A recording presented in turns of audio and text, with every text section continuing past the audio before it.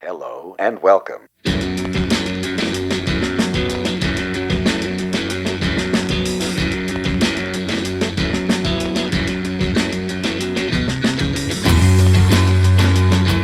Hey, welcome to the Church of Mark. We have an exciting episode with the North Sound, with Forrest and Nevada are here. Eaglespeaker, welcome to the show.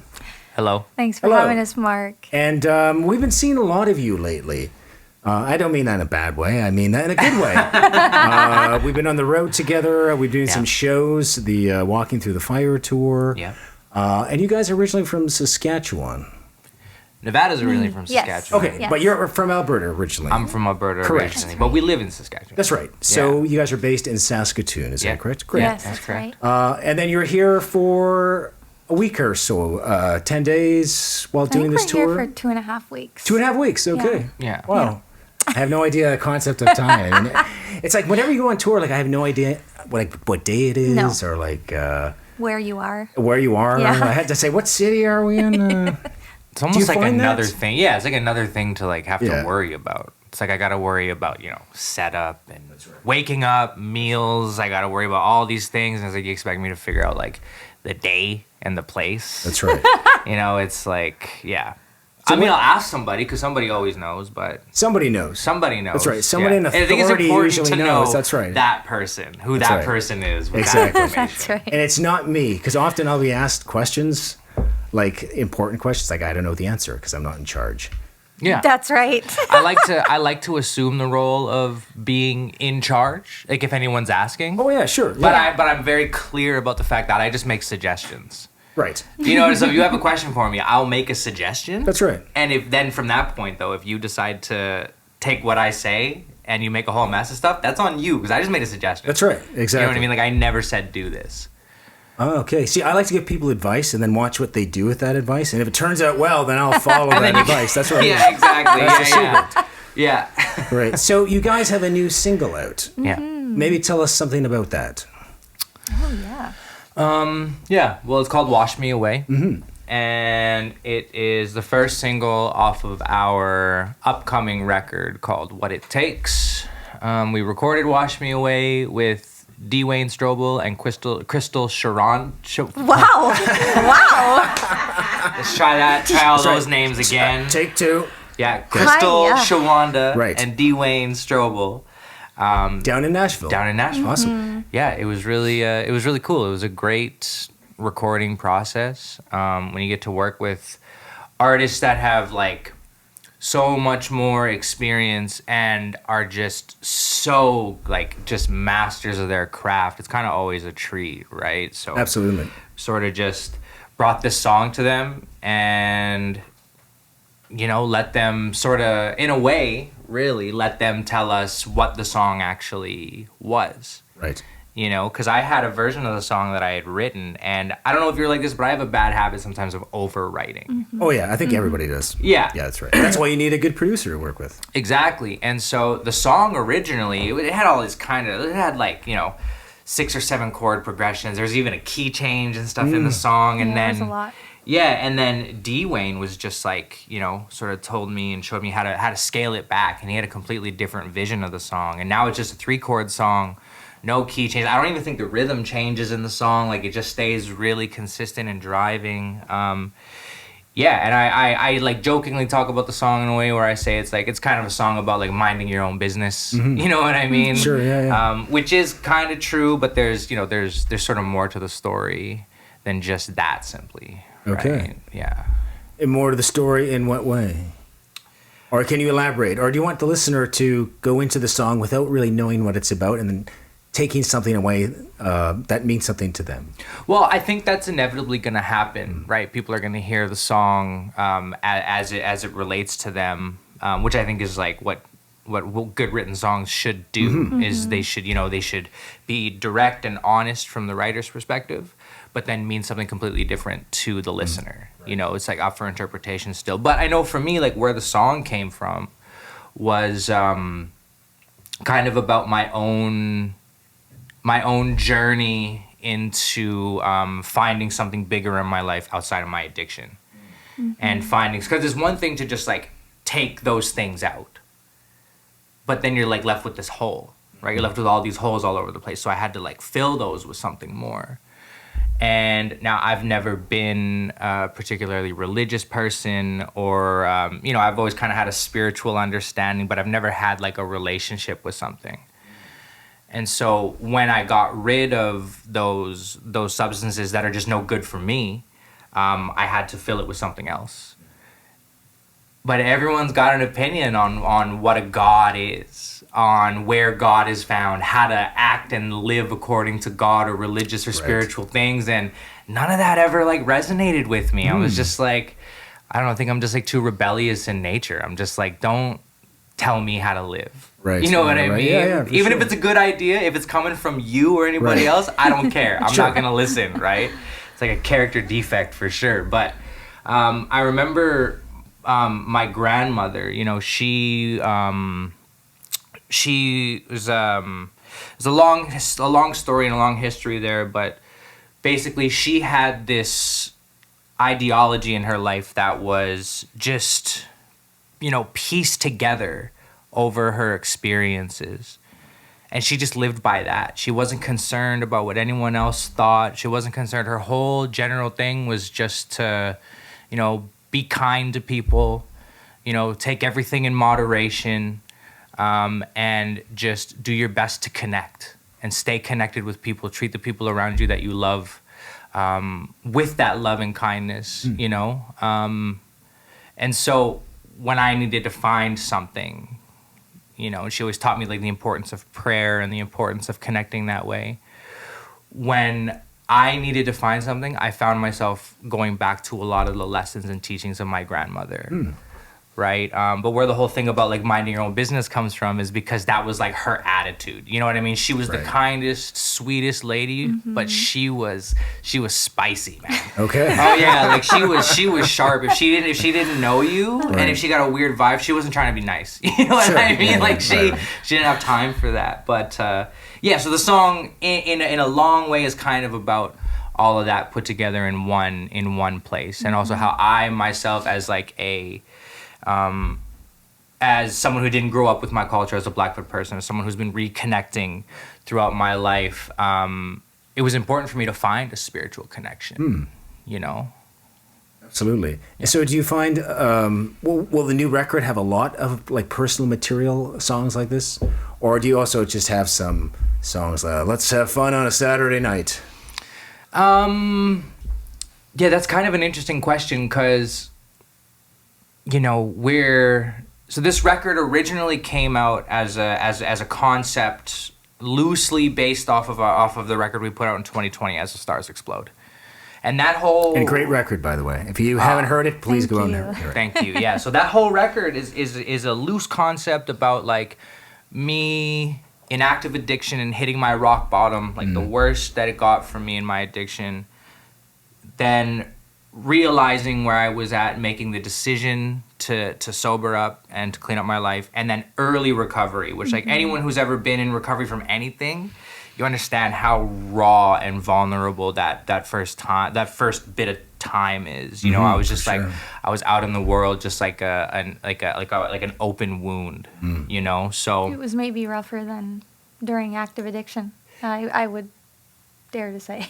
Yeah, and it felt that way. So that's what the first record, that's what As the Stars Explode is about. Okay. But what this one, what it takes is about is, as partners and as parents and as individuals, we sort of started getting our, sort of felt like we were starting to catch our footing a little bit. You know what I mean? And things weren't as chaotic. And then, when you're accustomed to chaos all the time, then you're sort of the absence of it is kind of unnerving. Right. You know what I mean? Like always waiting for something to happen, and that's a whole other thing of like, self-fulfilling prophecy and stuff. But, right. Just what life is like as things start to get better and as you start to accept the changes in your life. When you come from, a rough background, when you come from chaos all the time, now your life is settling down and things are going good, and why is that uncomfortable? You know what I mean? And what am I doing on a daily basis to keep myself sane? What am I doing every day to try and not be a burden? What am I doing every day to try and actually freely give away the things that I've been given, and how do I connect with people in the world? You know, so this whole record is kind of about, each song is kind of about a different thing, I guess, that we try to do every day. You know, there's some songs about our kids, and you guys have 2 kids. we got 2 kids. Young kids, okay. Yeah, we got 2 kids. That must be challenging touring and such. It can be, yeah. It's real hard to leave. It can be real hard to be away while we're away, you know? Things happen at home, right? The girls get sick or something happens and you're so helpless because we're so far away. There's nothing we can do. So it can be really mentally challenging to be on the road without them. However, we do get to bring them with us, and that's a real treat. They must enjoy it. They do. They spent a month with us in the summer on the road. They love it. They just have all the fun. And it's really nice when we get to bring them. But it's a challenge, and it's a lot of work leading up to tour to have everything prepared for us to leave and have them be able to be, taken care of and, have everything they need. So it's hard. They're 6 and 3. 6 and 3. So they're pretty young, They are. Yeah. Oh, we toured with our kids. I mean, we took them on the road a couple of times. They were Cole was just born, I remember, and Fox was about 4. So, but as they get older, they'll become less interested in hanging out with you. Yeah. So it won't be a problem. That's so. right. That's right. Yeah, exactly. So would you say music is keeping you grounded, like in terms of life, or is there something else driving you other than music, or is that one of your tools? I think it's a major tool for both of us. Our therapist described it as coming out of survival mode, just starting to come out of survival mode into this other phase. And music's been there through all of it. It's been the consistent. So I would say that's a big tool for us. Yeah. It absolutely is. But at the same time, it can also be something that, for myself anyways, can inflate some of the things on a daily basis that I'm trying to keep out, like jealousy, right, and like ego, and like expectations, and these sort of music also has a way of inflating those things. So, and I mean, but it's kind of always been like that with me, where music is it's the angel and the devil. Right. You know what I mean? It's both. But the most grounding thing about it for me is that I have the option to get things out. I have that option. A lot of people don't have that option. Some people don't have a way or don't know of a way to express what's going on inside. And that's really dangerous. It is. That's really dangerous. And so I look at it in a way where it's like I have that benefit in my life, or that gift, whatever you want to call it. Like I have that. And so I don't take that for granted. So I try and write and create not just for professional reasons. Trying to write and create just because if I don't, I might go crazy. Right. Right. You have to release what you have inside you. Yeah. Creatively, of course, hopefully. Yeah. Right. So what's the worst thing about the music business? What's the number one thing that you hate about it? Oh, gosh. Just having to do any business and not just being able to play music all day long. Because it's 95% business or 5% playing, I would say. Yeah, nobody told me that when I first picked up drumsticks that this is where it would end up. That's right. You know what I mean? I don't think any musician gets into it being like, man, I can't wait to run a business. That's right, yeah. Can't wait to do those taxes. Yeah, that'll be Spreadsheets. Great. Yeah. Admin. Yeah. Oh, yeah. So do you guys do all your own admin and all that stuff? We were for a long time. We did it all by ourselves for a very, very long time. We have a bit of a team now behind us, which really helps, especially as our kids grow up and have, their own schedules and lives too. And you have an agent looking after your bookings as well, we have an agent doing our bookings. You want to give them a plug? Yeah, absolutely. Oh, yes, we do. Shout out to Nicole at AIM. All right. We love Nicole. There you go. Yeah. And that's a huge thing, too, just having someone do that. That's right. Do bookings, and, it's such a weight off your shoulder. It is. That's a lot of work. Yeah. It is. Yeah. But it takes, it's important to find the right people, right? It's got to be a good fit, Yeah. right? And Yeah. they have to be supporting what you do and believe in what you're doing as well. Totally. Yeah. But I think that's one thing early on that we both sort of agreed on was that, we had a really good mentor coming up.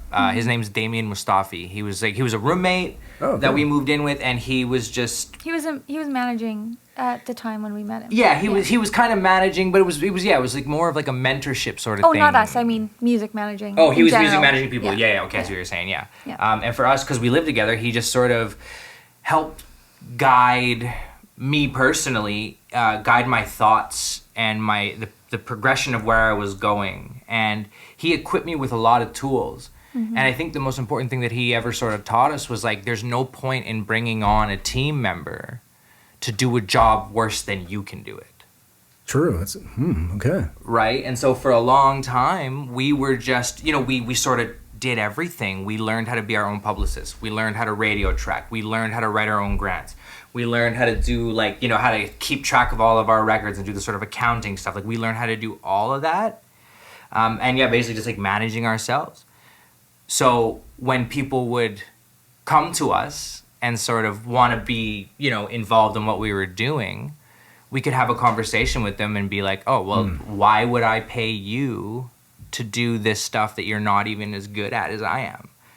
Right? And I'm not saying that in an egotistical kind of way. I think it's important for artists in general when they're first starting out to get to know every faction of the business. It's important Yeah. because then you know if someone's taking That's you for a right. ride That's later right. on. That's You right. do. That's Yeah. it, yeah. So at what time do you think an artist should seek management or an agent? What is there a perfect time, or does that just happen? Maybe management or agents seek you out? What's sort of the process? I really think for everyone it's totally different because Yeah. everyone's music journeys are so, they just happen in so many ways. Right. And timelines and everything. Yeah, like it's gonna happen when it's supposed to. Right.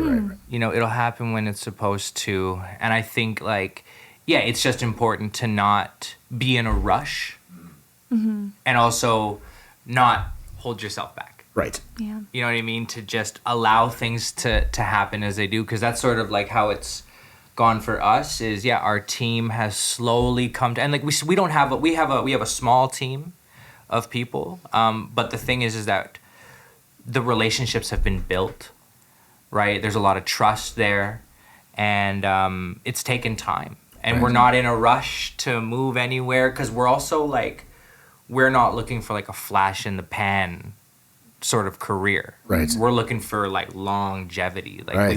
we want to be doing this for a long time, right? So it's right. For us, the way I look at it is still it's like we're in our infancy, That's great. So what's the biggest mistake you see new emerging artists making? That's a good one. Me personally, the biggest thing I think is not having an understanding of funding. Okay. Oh, yeah. And not getting or finding ways to get educated on how to write and prepare your own grants. Okay. I think even if you write a bunch and you get rejected over and over and over and over and over again, you're still learning something. And especially being a musician in Canada, we have so much funding that's accessible to us that doesn't exist everywhere. And I think if you're not tapping into that, you're sort of you're missing out on a huge. And they often opportunity. provide feedback. So say if you don't get the grant, That's I believe you can request feedback, and they'll give you some sort of constructive criticism. Yeah. I would imagine. Yeah, I think so. But I guess it's also a numbers game because there have been more and more people now applying for grants. I remember sitting on juries in the old days, and for the popular music program, maybe we'd get 100 applications, which was a lot. And then the following year, it was, we got 400 applications. Wow.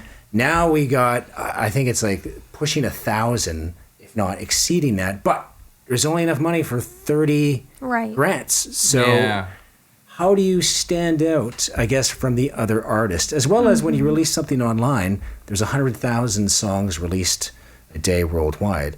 So how do these artists stand out? Like whether it's submitting their material to radio, or whether it's submitting a grant, is there any magic formula, or is it just a meritocracy? The best project gets the funding. Yeah. I mean, I think when it comes, like, from the way that I look at it is that it's applying to funding or applying to grants and being in that sort of system, I guess, is not necessarily just about getting funding for a project, which sounds kind of crazy because it's you're applying for a project for funding, but also so much of our industry in Canada it goes through these funding systems, right? So much of it, venues, festivals, labels, management, like it all goes through like award ceremonies. It all goes through this funding system. And it's sort of like if you're not in, at least even around that system, and if you're not a part of it, you're missing out on so many potential connections.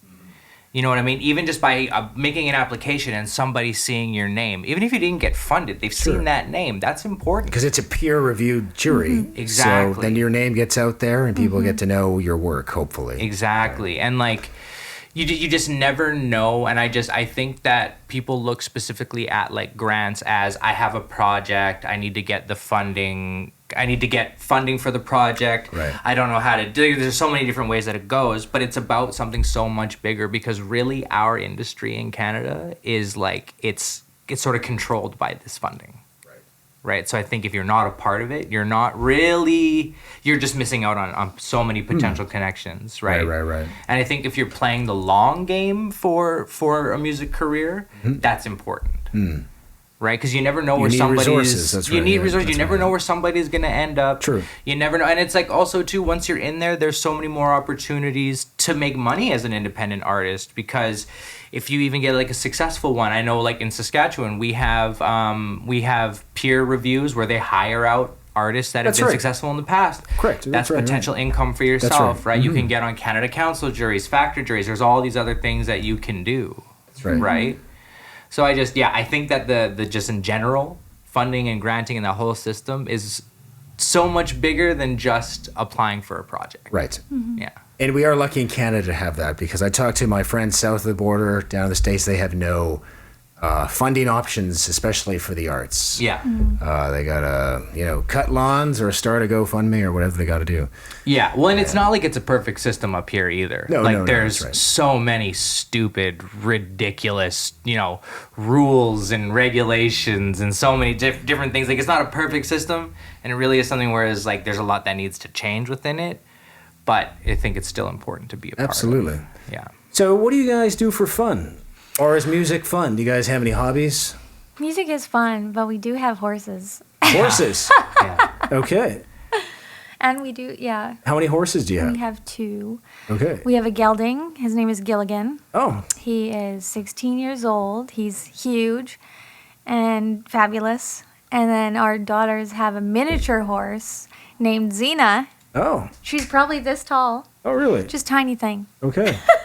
And is it a lot of maintenance, I guess, looking after horses? It is, yeah. It is a lot, but it doesn't feel like work, Right. It's a labor of love, I guess. That's right. Yeah. Right. Well, that's why we had kids too. Okay. Free labor. Oh my God. So whereabouts, in Saskatoon, do you live? You don't have to tell me your location in case you have stalkers, but... I'll drop you a pin, yeah. Oh, okay. Yeah. No, I was just curious as to, because we were around Saskatoon back in the summer. Mm-hmm. It seemed like quite a lovely town, quite a lovely city. It's a beautiful place. What's it like residing there? I know people have mixed opinions about it, but... Of course, yeah. Yeah, that's anywhere. Well, we've lived in a couple places, but we've ended up back in Saskatoon. Oh, okay. Even after living in bigger cities.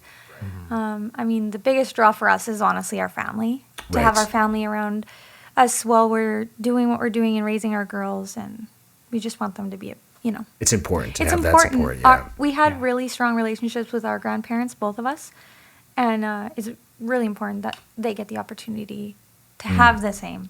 So we ended up back there, but it is a really lovely city, and in the summer it's poppin'. There's something to do all the time. Okay. We have a lot of festivals like food, music. There's always something going on. We have a huge modern art gallery that's new. There's a lot of great things in Saskatoon. Yeah, and there's a really great like artist community that exists there. But because it's such a, compared to a lot of other places, it's such a small city, all of the sort of arts communities are kind of blended together. Okay. Which is kind of cool, because there isn't like these little hubs necessarily of sort of like everybody kind of knows everybody, and there's less blurred lines around like the artist community. It's just like sort of one community, which is really cool. And there's just like a lot of community minded folks there as well. Good. It's, and what's the population again of Saskatoon? I think it's like over 300,000 or something. Oh, that's like pretty that. fair size then. Yeah, okay. Yeah, it's decent. I mean, it's still considered like a 20-minute city or something. You can get anywhere in 20 minutes. Right. Yeah. Oh, yeah. I can be out standing in the pasture with my horse, like 10 minutes to the barn door, maybe another few minutes to walk out to the pasture. Yeah. Okay. Yeah, it doesn't take And long I'm at out all. of town. And it's wide open spaces out there. Yeah. Pretty much. Oh, yeah. I hear a lot of people like that because we were talking to a friend out there, Dale Mack. Oh, yeah, no doubt. Whenever yeah. he leaves Saskatchewan, he feels kind of homesick because he misses the open spaces. Yeah. Yeah. Do you guys find the same when you go on tour? You miss that open space, or 100%. Okay. Yeah, 100%. I definitely do. There's just something so... I know I've heard some people say that it's like they feel so like crushed by the vast... It's the exact opposite for me. I feel so just like free and just like there's just so much space. And I love that. I feel like I can actually breathe. Yeah. But like I love being in the mountains, and I love coming out here and being in Ontario. But yeah, I can only be gone for so long before I have to go back. Even to like Alberta, right? Because I was sort of born and raised on the highway between Calgary and Saskatoon, right? So I kind of either prairie province works for me. Okay. I hear there've been a lot of UFO sightings out in the prairies too. You guys haven't seen anything weird? There's lots of weird stuff. Okay. Yeah. I remember always questioning satellites and things. Yeah, there was something a while ago. And I had seen it pop up sort of all over the internet. There was like 6 or 7 lights that were like in a row that had been sort of popped up all around the globe. I don't know if you saw any of that. I haven't, so I'll have to do some research. Yeah, and we had seen that out in Saskatoon. Now I don't know what it was. I don't know. But I remember seeing it online, and then I saw it up there, and I was like, there it is. There it is. Curiosity's peaked. Yeah. Just like when last night at the ROM I was telling about the moon story. Mm-hmm. I won't get into that now. It's another episode. But it has piqued my curiosity when certain histories or stories align that have no interconnectedness in the history of humanity, right? And all of a sudden, okay, there's maybe something here that should be investigated. I don't know what it is. We'll get to the bottom of it, and we'll do an update on the show.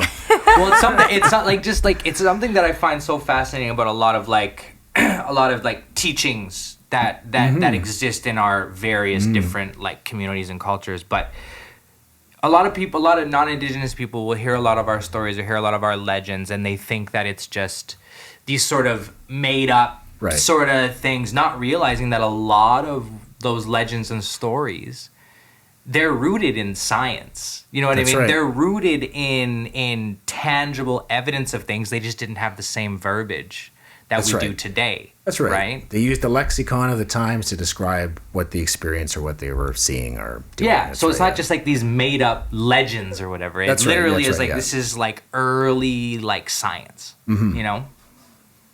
Interesting. So we'll have to do an update. We'll have to do a whole show on UAPs at some point. Yeah. So do you have any advice? Say there's a young Indigenous artist out there watching the show right now, either in a big city or maybe they're on the res, and they just learned how to play the guitar, and they got some songs, and they want to get into the music business, and they don't know what to do. They want to further their career. What sort of advice would you have for them? I'm trying not to sound jaded. Like, don't get into my advice is don't get into the music business. Well, what I would actually want to like, what I would actually say is learn how to be a solo act. Right? Learn how to be a solo act or a duo act. Because I know everybody wants to play in a band. right? Everybody wants to play in a band. Everybody wants to have that sort of like, you know, you and your buddies in the van and you go, but one, it doesn't happen. You know what I mean? It doesn't ever happen the way you think it's going to happen. That's right. Secondly, there's no money for bands.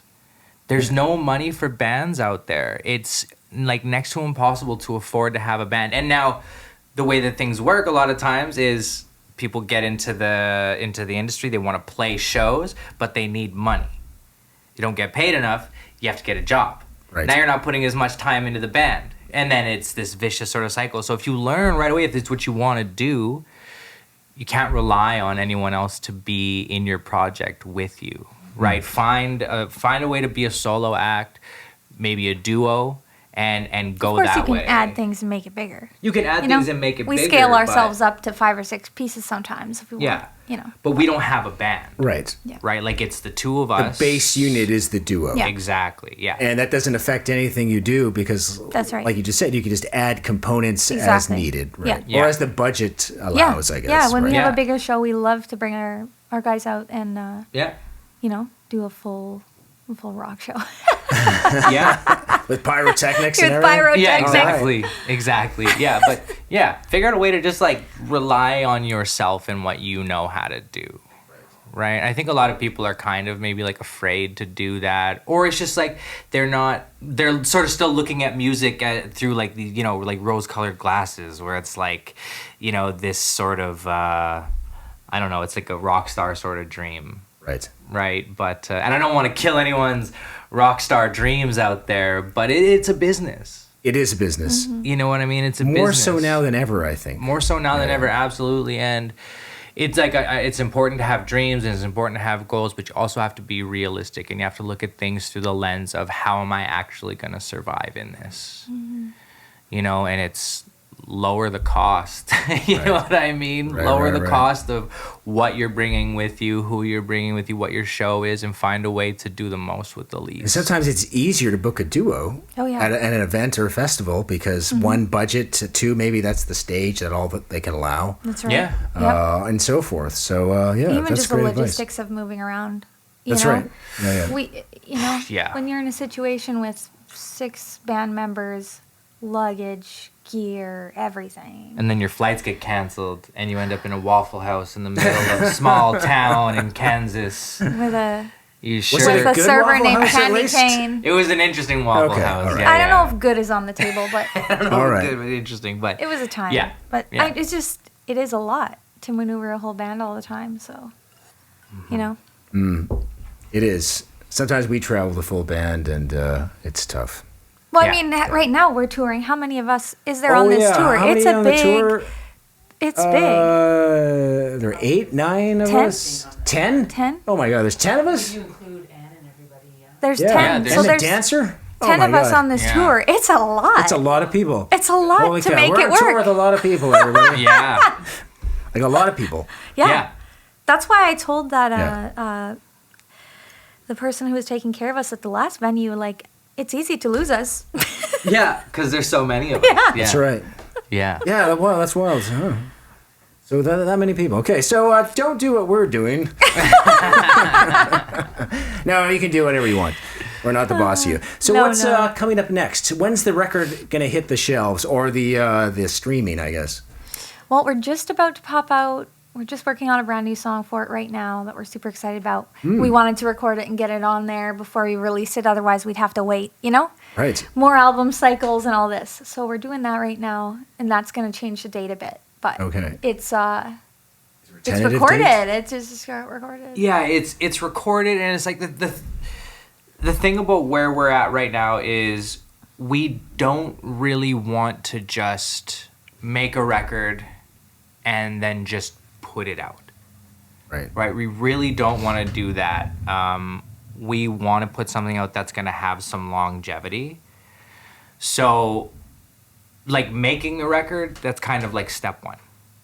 You know what I mean? Make an actual record and recording it. And we're like, more than anything, we're trying to make sure that we have the best team behind us of people that we want to work with and believe in what we're doing to try and give this record like a decent life, you know, shelf Right, life, right. I guess, or whatever Sure. it is, right? But Yeah, so even before, I think, because we don't have a date set, we don't really have anything like that, because we're very much in the process of figuring out, like, where do we market this record to? You know, where's the smartest place for us to do that? Where do we want to go with this? You know, trying to plan a couple years ahead, like, where do we want to tour this record? Where do we want to do all that? So we're trying to be very thoughtful about this one, because one of the benefits of COVID that we sort of unintentionally stumbled into was everybody was glued to their devices at all times because everyone was at home. That's right. So when we dropped As the Stars Explode, we kind of did it like... Nobody knew how anything was going to work out, but it worked out. So we sort of just like threw shit at the wall and hoped something stuck. And it did. It did. Yeah. It really did. But it's not that now. It's not that, okay. Right? Well, because So- we're out of that lockdown time, right? Yeah, So Right. it's like, and there's still so much backup Right. from COVID, right? There's labels that are putting out records that were supposed to already be out, There tours is that are a backlog. That's right. Yeah. So we're trying not to get caught up in that, trying not to rush a release or anything, and really make sure that like the timing is key, I guess, for this. Right. Yeah, It all comes down to timing. I think so. I think time. Someone told me this. Where was it? Fanshawe College. Was it music industry arts? Music's all about time. So obviously, being in time with your bandmates when you play. 2, being in time for the gig, obviously, and 3, just being at the right time at the right place. So it's all about time. So we got a couple of minutes left. Are there any artists from Saskatchewan you want to give a shout out that you think can be the next? Big thing, or even they don't have to be from Saskatchewan. Any Indigenous artists on the rise that you think should be getting more spotlight? Yeah, shout out to LJ Tyson. Yeah. Oh, yeah, and LJ, yeah. Tyson. Yeah, That's right. yeah. LJ is great. we love Yeah, LJ. we love LJ, He's yeah. got this incredible voice. He's so fun to watch on stage. You would not be disappointed if you caught an LJ performance. Fantastic. Yeah. And when is your next performance? With you, Mark. Okay. Yes, next week at the Guelph River Run Center. But I meant after that. After we. After that. No, Okay, I'm just yeah. teasing. I'm just teasing. Sorry. Yes, at the River Run Center. Are you not gonna be there? No. So we're in Regina, opening for William Prince Right. and Casey and Clayton, February 28th. And then we're also opening the same show in Saskatoon on February 29th. And then we are going to BC The next day. the next day. We're doing, where are we doing? Prince George is the Prince- first. Prince George is the March 1st starts Prince George, and then we hit a bunch of northern BC. Yeah, we have Oh, very nice. we have like 14 dates that we're doing out there, or 12 dates. I I don't think it's even like know. 16 shows in 14 days or something. It's Wow. It's gonna be a pretty Intense. hectic schedule. Yeah. Intense. But yeah, it'll And be a they're lot all of fun. hopefully short drives. Yeah. Oh, Yeah, Yeah, everything it'll is be within like an manageable. hour Okay. or two for each other. Oh, that's so no yeah, and problem. plus Right, it's right. gonna be the two of Yeah. us, and Oh, there you go. You know. This is why.